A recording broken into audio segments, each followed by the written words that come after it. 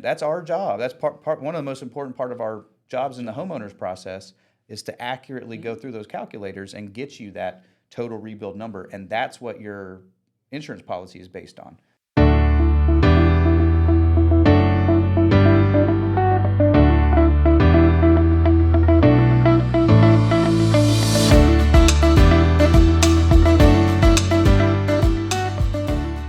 Bienvenidos a otro episodio de Atlanta Dulce Hogar, este podcast dedicado a ustedes que tiene que ver con bienes raíces, venta, compra e inversión.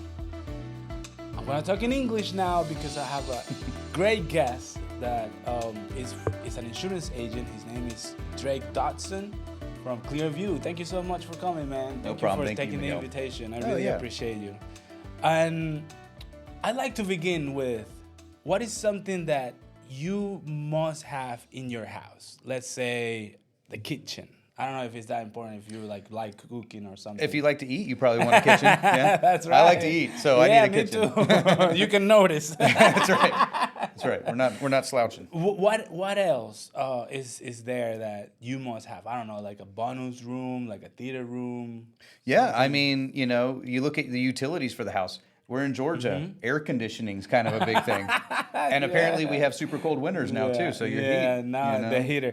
Besides like the normal piping, electrics, something like, I don't know, like, for example, spoke with somebody before, Nicole Stabley, the one from North Point Mortgage, and she says that she likes to have her house where she can do rehab in the time. So other people have said something like the kitchen is very important and the laundry room upstairs is very important. What's important for you? So I don't cook a lot. Okay. So kitchen, not so much. For me, I'm a big, I like movies and stuff like that. So for me, home theater or entertainment area is my favorite room. So like you can get a bonus room converted into a theater. I've seen that here. Mm-hmm. I've seen that while showing. I've seen that. And it's really It's cool. a beautiful thing to see when somebody pulled it off. Yeah. Sometimes you're like, should I buy it or really for this client? Or maybe a basement bar. I like to entertain, so like it'd be fun to have a little bar in the basement, All right.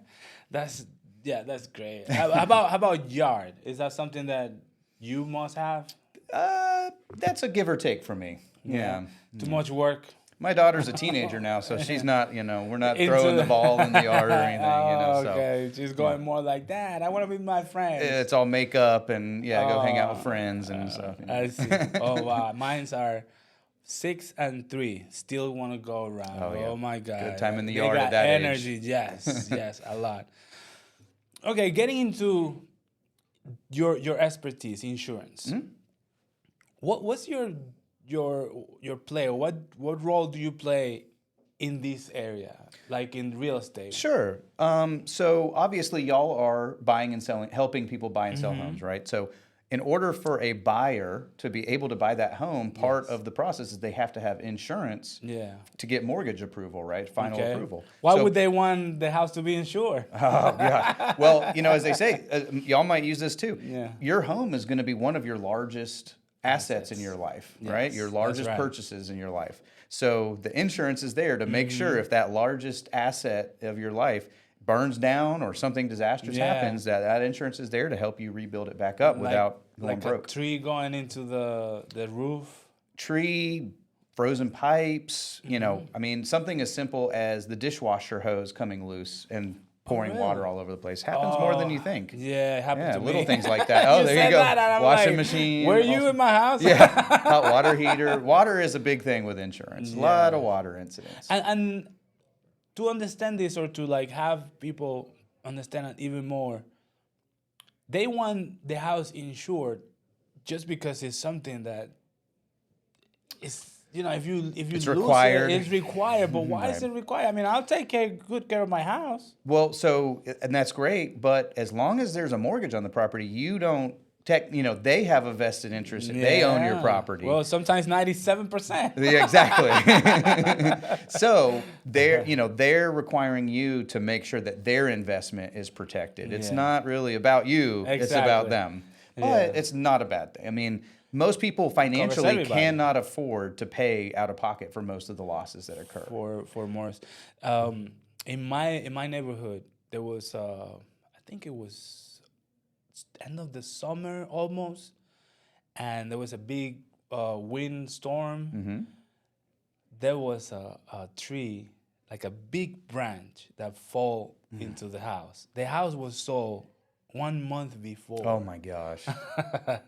So I've seen the process since then, since like July, let's say, until now. We're in February 24, where they demolished the whole house and started from the slab and they're bringing it up. That's something.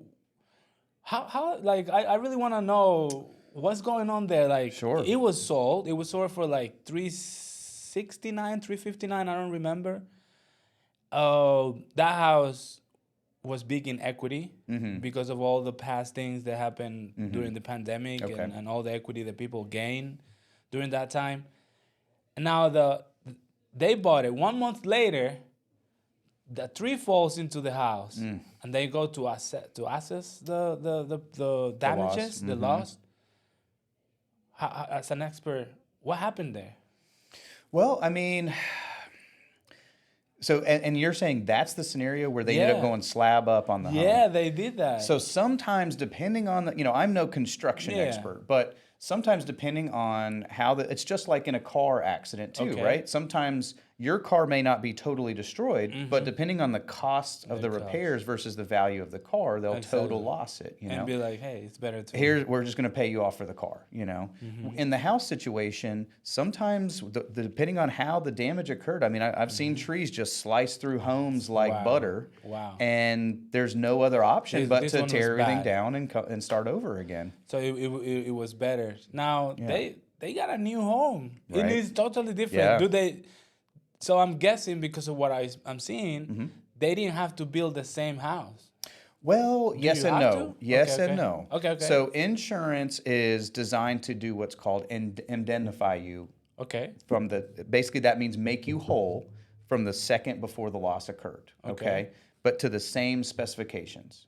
So through that rebuild process, you're welcome to change whatever you'd like to change. Okay. If it causes additional cost to what the rebuild would have been, then you're out of pocket that difference. Oh, you might be able to. So work like that if you want to upgrade flooring or you want to upgrade a kitchen in the process. This was a ranch, and now they have 2 floors. Yeah, they didn't pay for that. Insurance didn't pay for that second floor. Oh, they got out of pocket, so you can get creative. Exactly. And are they living in a hotel paid by the insurance? Yeah. Okay. Loss of use is a coverage on most every homeowner's policy. Oh. And there is usually a financial limit, a number limit to that. Like, I'm not going to the downtown, I don't know, Intercontinental. Stay at the Regis Hotel or something, St. Regis. What's the 5 seasons in the presidential suite? I mean, you probably could. But yes, it's designed, if you are displaced from the home, it's like due the to rental loss, with the car. It'll help pay any additional costs, exactly, so of living. They might be living off the insurance payment while their house is being built. Correct. Is that going to bring their insurance money or premium cost higher? Yeah. Yes and no. Weather-related losses really aren't considered rateable losses for the most part. So, a wind, a storm damage, tree thing like that, that's a weather-related incident. Yeah. So, at their current policy, it should not have much of an effect, if any. Sometimes, we're in a hard market right now. The insurance market is really tightening up on homeowners' properties. On the age of the home, age of the roof, age of the utilities in there, and prior losses, right? They look at any prior losses. Now, again, weather-related incidents are viewed a little bit less harshly, but they're still taken into account. So sometimes that new quotes, it can have an effect on that. But in a case like that, you have no choice. I mean, it is what it is, right? So these people, they bought the house and that happened. Let's say they didn't buy a house, or there was no selling or buying, and that occurred or happened. So you're saying the prior owners still owned it, but it was just vacant? No. They were living there. Okay. And because, okay, what I'm trying to get to is they bought the house, right? And the insurance was based on the purchase and price, right? Okay. Sale, Okay. right? Okay. They sold the house. They bought the one before. I mean, the seller didn't know that was gonna happen, and I don't know if they updated their insurance. You know, that gap that I bought this house 5 years later, I still have the same payment, or I still have the same coverage amount for my. Thank you for the. No, yeah, it's okay. For my house. Yeah. So let's say I don't cover. Is way lower than what my house is worth. Yep. So that can happen in both scenarios, new buyers and previous owners.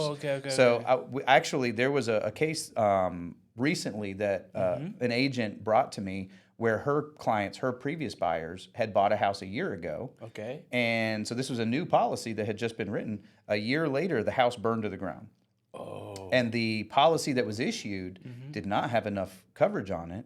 And so they, to cover the full rebuild. So those owners were out of pocket at least an extra $50,000 for the rebuild to finish the home. And why wouldn't 1 year? Oh, maybe because the equity went up, or honestly, prices no. around? It was because it was originally issued inadequate.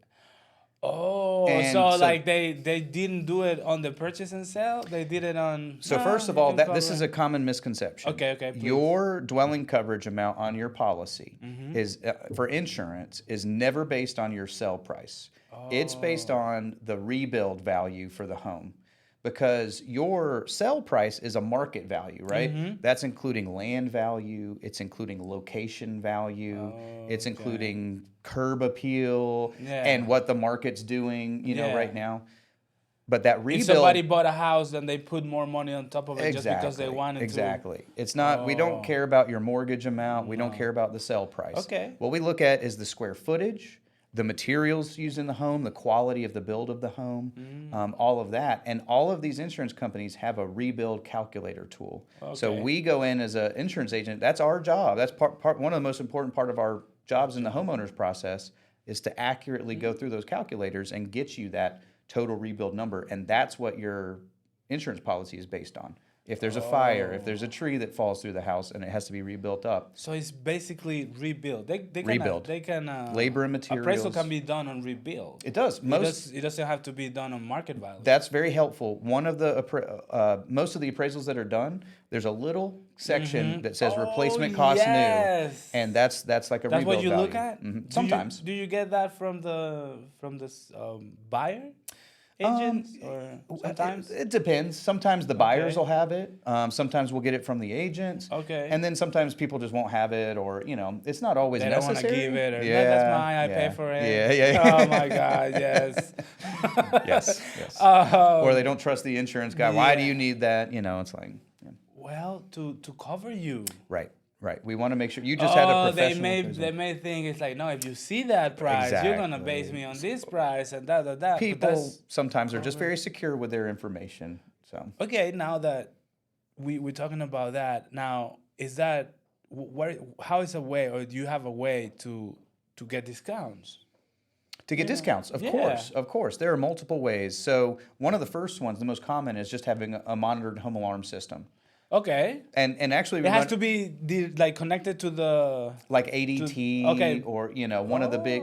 No, it doesn't matter what company it is. But as long as you're paying to the extra police, money to not necessarily just the police, but someone at that company is, if the alarm goes off, they're calling you or the police. Or it's just making a sound and neighbors are going again. This person. The sound. That's what's called a local alarm. So but it still gets you a discount, but that's a more base discount.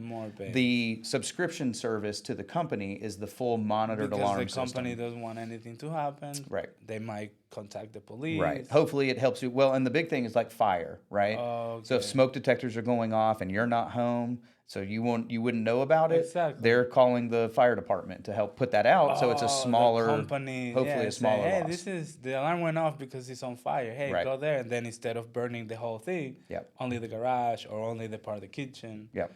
It'll be easier. Oh, Yeah. I see. Okay, apart from alarm system. Yeah. So one of the newer things out there is a automatic water shutoff valve. So one of the biggest, like we talked about at the beginning, water losses is a big issue. Yeah. And so the automatic water shutoff valve, a lot of them now are smart devices. So you can, just like with your Ring or whatever, you can see it on your phone. A lot of them have, you can turn off the water to the house just from your phone and stuff. But the big feature is that the purpose is that it detects if there's an unusual amount of water going through. Yeah. Indicator of a leak in the house, a big pipe burst or something. So it'll turn the water off automatically and hopefully reduce that water loss. Talking about pipe burst, is that the I get really tongue It's all right. when the polybutyrene. Oh God, the polybutylene piping. Yeah. So polybutylene's tough. It's most insurance companies will not insure polybutylene piping. Wow. So yeah, And it's just because of a cheap material, right? Because I was told that that's because of the minerals that the water have. Yeah. They just disintegrate faster than their lifespan is much shorter. And it's because of cheap material coming from which obviously ends up causing eventually a large water loss in the house. So a few years ago, I had a problem with my dishwasher. Okay. No, actually, I put a water filter. Okay. And it's on one side of the kitchen, and for the fridge to be able to get that filtered water, I had to put a line all around the kitchen and connect it to the fridge. Okay. That line had like a little water leak. It was like a needle thing, like, this is the thing, needle thing, and then really little. Yeah. It wasn't like a pinhole, as they say. a pinhole. Okay, thank you. And that got my floor. Of course, it wasn't in 1 day, 2 days, 3 days. It was a long period of time. Until I heard the woochie. I'm like, where's this coming from? Right. Started looking for this, that, like all these places, and it was after I pulled the range, the cooktop. I was like, it's right there. I changed it. Yeah. It was. I didn't do anything. I didn't know. Right. Is that something that I can put a claim on? Yeah. So I mean, usually water. So water is tricky with insurance. Okay. So insurance always looks at the cause of the loss. What was the reason for the water damage? Okay. Some companies sometimes can be what's considered a slow leak, right, over time. Yeah. Sometimes some companies actually will have that excluded, where they don't cover slow leaks like that. Because then I didn't realize it was there and. Exactly, and it wouldn't have been as bad if it had been noticed earlier, but because it was going on for so long, it was a larger loss. And then I would say, and if I have wheels, I would be a motorcycle. Yeah, but so usually though, most companies will cover something like that, at least to replace the flooring, to dry out. You want to make sure everything's dry so there's no mold that forms. Okay. Yeah. So what we would usually advise in that scenario is you want to get, the professional that's going to do all that repair and dry out there to take a look at it and give you an estimate first for what they think the cost of the repairs will be. Actually, and then you look at your deductible. The damage was the floor that got inflated. I don't know, like it got water and it was ruined. That part of the... Which is pretty common. Yeah. Okay. Well... I gotta next time. I gotta be more careful with my things you learn insurance. as you go along. Yes, as you go along. Insurance. Do I have to pay that up front? Do I have to pay that in closing? Like, what is usually what's better? What's something? But I think the question better structure is, what is something that you, when you're buying your home, won't let go around, like with insurance wise? Like, okay, I'm buying my home, I'm an expert. What is something you recommend or that you would do? Well, you kind of hit on it earlier. Okay. Roofs are a huge issue with insurance right now, right?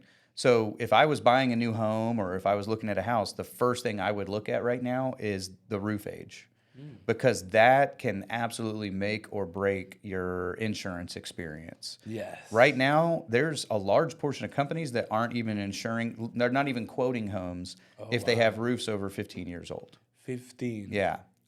If you're under 10, you're great. You're golden. Good. But anything over 15, you're in like another realm there, with less options, and the options that are available are going to be more expensive.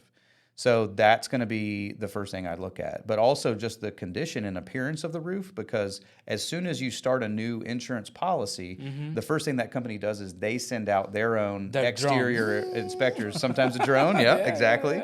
You know. And so they're going to be visually just looking at the roof, regardless of what number age you put on the application. And if it looks like it's in bad shape, then they're going to flag it and they're going to set it up for cancellation potentially. Say, no. But it's like the whole house, it's like we're not insuring that house. Exactly. Like, There's let's go to another one. Exactly. Okay. This happened to me too. Yep. I own my house 3 years later or 2.5 years later. This person comes by, talk. I'm here with the roof company, Oh, I gotta go out. Yes. I gotta work, I let my guard down. And I was like, oh yeah, sure, of course. I mean, I got insurance. My deductible is high. It was like $2,500, which we can talk that about Sure. later. And then the guy said, no, I just need to look at it, and then we'll do everything with the insurance. Okay. Oh yeah, sure. Go in there. It was Hispanic and Latino descendant, whatever. I go away. He goes, I tell my wife, hey, honey, he's going to go on the roof. He's going to see, and we're going to see if we might be able to change it through the company and insurance. Then the insurance comes, the insurance adjuster, right? Exactly right. And he says, oh, there was material damage. I'm like, what type of material did they damage? It's like, I have no idea what that means. Right. And, well, it happens to mean that somebody purposely damaged the roof. Oh, my gosh. And I was like, how do you got proof of that? No, because I can say that, okay, then we need to do something to get these people, because if they damage my roof, I did not approve that. Right. I want somebody to pay now. Right. And then, no, we didn't do that. And of course, everybody's like, yes. Ponce the one that said, who do we want free, Barabbas or Jesus? Oh my gosh. You wash your hands, Ponce Pilate. Okay. You leave it to the other ones. And it's like, hey, I'm in the middle. I trusted this person. Right. I will not trust anybody anymore. You were anymore. an innocent victim in it all. And then this other person, and then later, this other adjuster, then another company, I'm like, hey, I don't know, this happened before. I think I gotta do it myself. I don't think I'm gonna be able to do it through insurance. She comes to me, let me handle it. But it wasn't the roof company, although they are really awesome. The problem, or the good thing, was the new adjuster. Okay. That said, why did they treat you that way? And then we were able to change it, and I paid $2,500 deductible, and I have a new roof. It's 2 months old. Congratulations. Yeah, thank you. So, having said that, how do we deal with that? With that story, like people going in there to your house. That's probably one of the most common calls I get is, hey, someone was going through my neighborhood, knocked on my door, told me I had roof damage and that we need to file a claim, Yeah. And the only thing I would say to that is never go with the door knockers. They're knocking on every door, telling every homeowner that they have damage and that they need to file. Yes. It's not you-based. It's not personal-based. I would say they're just like in every industry, real estate, insurance, roofing, there are trustworthy people and there are not trustworthy people. So what I would say is, if you think that you look up at your roof and there's missing shingles or curled shingles, or it's just really old, that you call a trusted roofer to come out and give you an honest assessment. And then there was a windstorm, because there was a windstorm. In fact, we it was news. It was like, hey, windstorm. Yeah, watch we had out. some real bad wind come through a couple months it was ago. Like, no, but this was a few years ago. Okay. And it was like, and I saw somebody in the neighborhood changing the roof. That's the classic trigger is my neighbors are getting new roofs. I want one too, right? They all got one. Now it's mine. It's my Fear turn. of missing out. Yeah, exactly.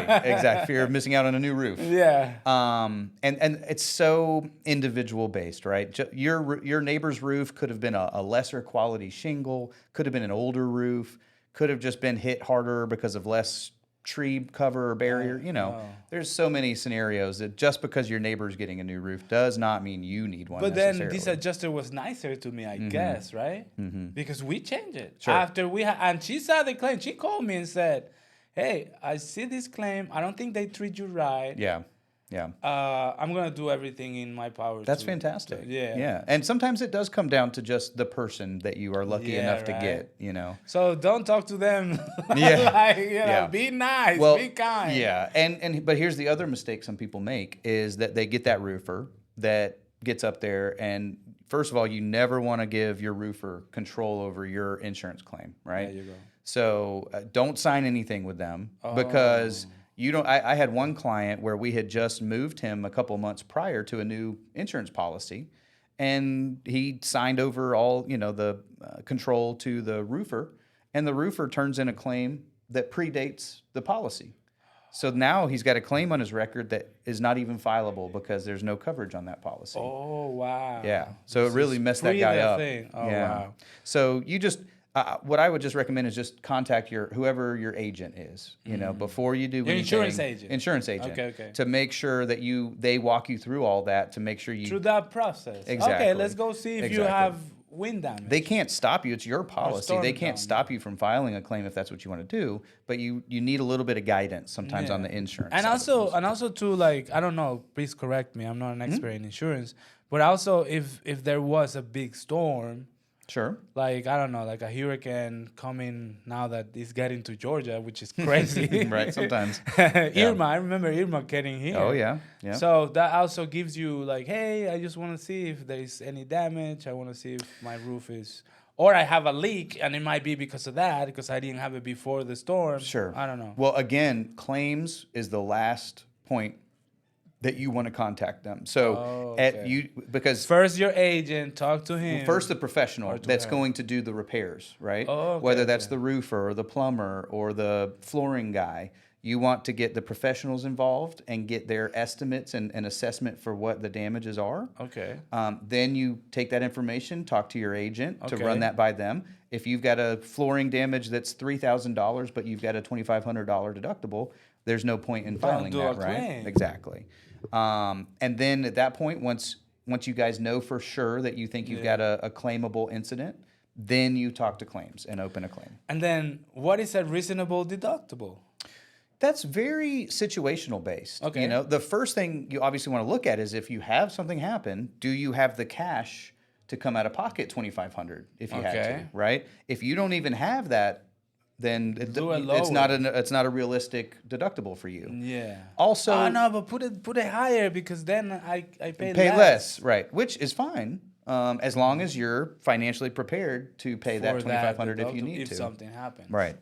The other thing we look at is the size of the home. You're usually, if you have a $300,000 or $350,000 rebuild house, you're usually not going to put a $2,500 deductible. Maybe $1,500, maybe $1,000. Oh, okay. Just the size of the home is usually an indicator of a $500,000 or $1 million home could have a $2,500 or $100,000 or even a $5,000 deductible sometimes. And it's just because of the the I've done 10,000 or higher dedeductibles sometimes for people with just larger homes and more money, and exactly of the liquid assets. Exactly. So, it just comes down to the person's or 0.00. Yeah. Yeah. So we try to customize that. There's no cookie cutter. We just try to customize it to the client we're working with. All right. Anything else you can let us know that like for buyers to look out, or even homeowners, not even buyers? Sure. Well, to look out. I'd be like, hey, look out for this. Like this might help you. I would say the biggest thing to look out for is actually just reading over your policy. That's the first thing we long. always run I got into. no time. People, yeah, exactly. Or it's just too boring, or I don't understand it. I don't understand what's on it. And that's what we're here for as agents. Just like you help them understand the buying process and the sell. Yeah. We are there to answer any questions, explain what your policy is and how you're covered. And if you might not know, then you go to your... I always say knowledge. Knowledge is the key, right? Yeah. Information. It gives you more power. Yeah, and it works the same in insurance, right? That's right. And the other thing to look out for is that deductible. A lot of companies... You think we talk about just one deductible, right? 1,000, but a lot of companies do split deductibles for different causes of losses. And so sometimes one of the big tricks in the industry is they'll tell you you've got a $1,000 deductible, but then for wind and hail and for tropical cyclone and other things, you've got a much higher deductible that they weren't made aware of. So one question a buyer could do is, are you giving me one unique flat deductible? Flat deductible. That's the word. That's right. One flat deductible. Yeah. Okay. Yeah. Or am I getting a screw deductible? Right. Yeah. The screw deductible. Nice. The screw deductible. That's right. Yeah. Yeah. No. So flat deductible is the best. It usually is. You wouldn't recommend. Yeah. Oh, why would you recommend? Well, there's some scenarios like yours where you just got a new roof, right? Oh. So you're not really in so much danger of having a roof claim in the near future, right? So sometimes it is justifiable to do a higher wind and hail deductible because that's typically going to apply to roofs. But then we'll do But then a lower something for everything else. For everything. Yeah. So sometimes there are cases, again, case by case and situational based. Okay. So if you have any questions or if you wanna contact directly Drake, I'm gonna leave his information here, and we're gonna be able to talk to him. If you're in the buying process, I always tell the people, go with somebody you trust, you feel comfortable with. You don't have to go and buy with me. I mean, I would love to, and we can use Drake, but really work with people you feel comfortable with. And thank you so much, Drake. Thank you for having me. I appreciate you. This is information that I'm sure is going to be so helpful for all these buyers. So, well, it's great that you care about your buyers like that. So, man. Thank you so much. Thank you. Bueno, señores, esto fue Atlanta Dulce Hogar, un podcast dedicado a bienes raíces, vender, comprar, invertir y asegurar. Así que, gracias. Thank you so much. That's right.